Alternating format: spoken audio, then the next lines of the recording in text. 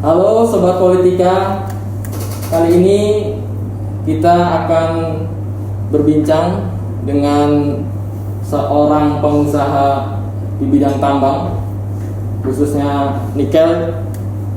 Ada Ibu Mary. Beliau ini direktur dari GB Industri Nikel. Bagaimana kabar Bu Mary? Sehat Bu?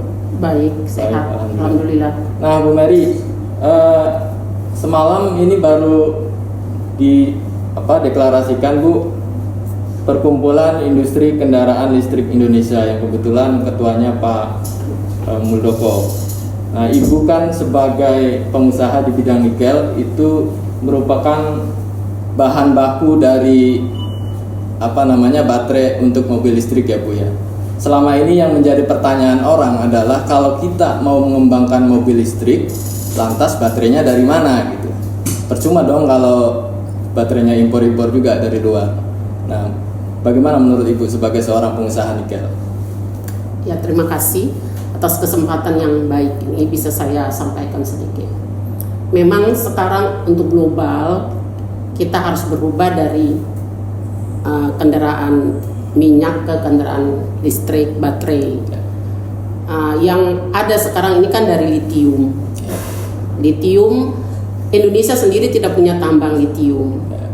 Jadi yang ada sekarang ini mau diganti dengan nikel. Kalau nikel, Indonesia number one untuk nikel.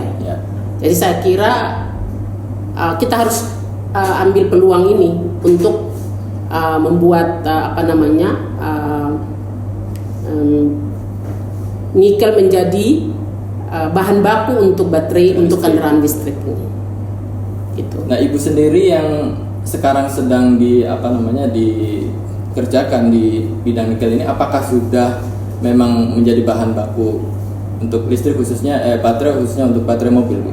Jadi begini, kalau perusahaan saya itu dia tidak pakai teknologi yang selama ini kan banyak perusahaan raksasa yang masuk dari Cina untuk membuat bahan baku untuk baterai dengan sistem aspal itu. Jadi pakai tekanan tinggi asid itu. Tapi memang sudah dibangun, tapi sampai sekarang juga belum jalan, belum terjadi. Banyak kendala, satunya yaitu lingkungan. Kalau saya sendiri punya di Gresik itu udah jalan, walaupun kecil tapi sudah jalan. Bentuknya apa sih Bu? Bentuknya itu nikel hidro. Nikel hidro. Dari nikel 1,5% sampai 2% kita bisa ubah sampai jadi 50%. Itu yang dipakai untuk bahan baterai. Baterai itu. Nah, kapasitasnya sekarang kira-kira? Kalau kapasitas saya kecil.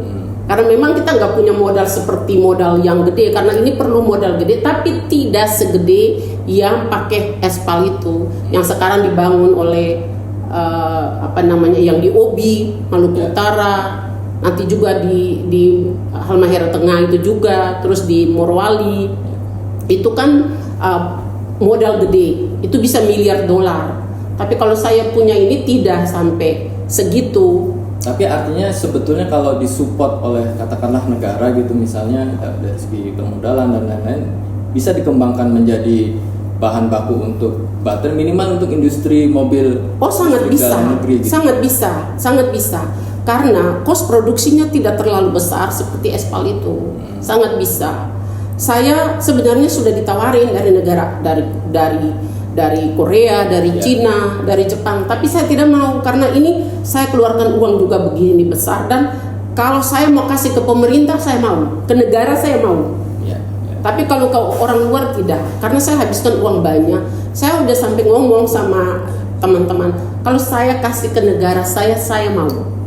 Ya ada saya dapat royalti apalah, yang penting negara saya yang ambil teknologi yang saya punya. Mungkin ada yang ingin Ibu sampaikan Bu, karena kita kan punya yang namanya BUMN Baterai Indonesia gitu. Itu kan mungkin ke depan pengen pengembangannya sebagai industri untuk baterai mobil dalam negeri. Kira-kira apa yang bisa disampaikan? Jadi begini, kalau kita mau bikin baterai tapi kan tidak ada bahan baku, dari mana bahan bakunya? Kalau ada bahan baku baru kan kita bisa buat baterai. Main ID mau bikin baterai, kita dukung. Ya. Itu negara, saya bangga. Ya. Cuma bahan bakunya dari mana? Dan sampai sekarang ini belum ada satupun perusahaan yang buat bahan baku untuk baterai. Baik, dan Ibu sekarang menyiapkan itu. Saya siapkan teknologinya, saya punya. Dan sebentar lagi mungkin tanggal 30 ini saya trial ke 3 negara, Jepang, Korea sama Cina. Ekspor bahan. Ekspor bahan ini. Berapa banyak, Bu? Kecil, nggak sampai 100 ton. Tapi di sini lah bilang nilai tambah. Karena kita beli 35 sampai 40 dolar, kita bisa jual 7.000 dolar per ton. Jadi jangan-jangan bahan baku yang diekspor ke sana menjadi baterai, nanti baterainya yang kita beli. Itu. Jadi nanti kita ekspor bahan baku ke sana, ke Cina atau ke Korea atau ke Jepang. Nah, nanti mereka bikin baterai, jadi kita yang beli. Itu yang kita takutkan. Tapi kalau kita bisa bikin baterai dan ada bahan bakunya nikel sulfat itu, oke, no problem. Kita orang Indonesia mampu kok, kita pintar-pintar kok, nggak kalah. Oke. Jadi sebetulnya kita mampu ya, Bu ya? Oh, mampu, sangat-sangat mampu. Nah, kalau pandangan Ibu sendiri mengenai pengembangan mobil listrik ke depan seperti apa, Bu? Kita sebagai anak bangsa kita harus bangga bahwa kita punya masa depan yang bagus. Apalagi kita punya nikel nomor 1 di dunia loh. Di dunia? Di dunia loh, nomor 1 dunia nikel kita. Tapi kalau tidak ada produk untuk baterai, bagaimana bisa kita bikin baterai? Ya. Kan begitu. Yang itu yang saya selalu kita mau bikin baterai, tapi kita nggak bikin nikel sulfa heksahidranya tuh, nikel sulfa untuk bahannya. Dari mana kita bisa bikin baterai? Oke.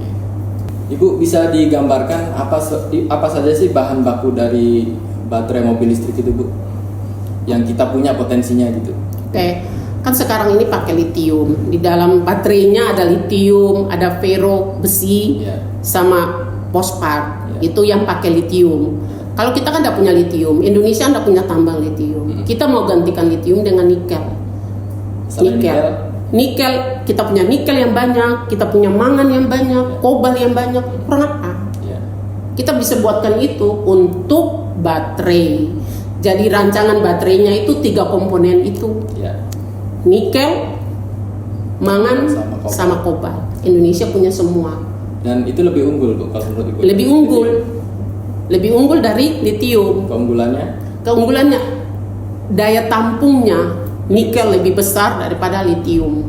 Artinya mungkin baterai itu juga bisa lebih tahan lama. Oh iya. Jadi kalau misalnya kendaraan kita mau 100 kilo, mau kita tempuh 100 kilo, mungkin litium 100 kilo, kita nikel bisa 200, bisa 300. Jadi dia punya daya tampung itu lebih bagus, lebih besar.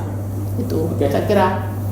Baik, saya kira itu yang kita bicarakan tadi, bahwa kita punya potensi yang besar dalam pengembangan industri baterai, khususnya baterai untuk mobil listrik ya, Bu ya, ke depan. Nah, barangkali terakhir, Bu, ada yang Ibu mau sampaikan selamat ke Bapak Muldoko, Pak? Iya.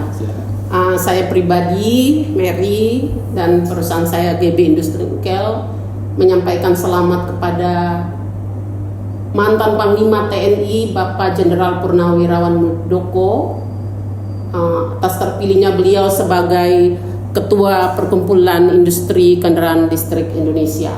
Semoga di tangan beliau cita-cita kita untuk mengganti kendaraan menjadi semua kendaraan listrik bisa terrealisasi. Demikian. Baik, terima kasih Sobat Politika. Itulah perbincangan kami dengan Ibu Mary. Semoga bermanfaat.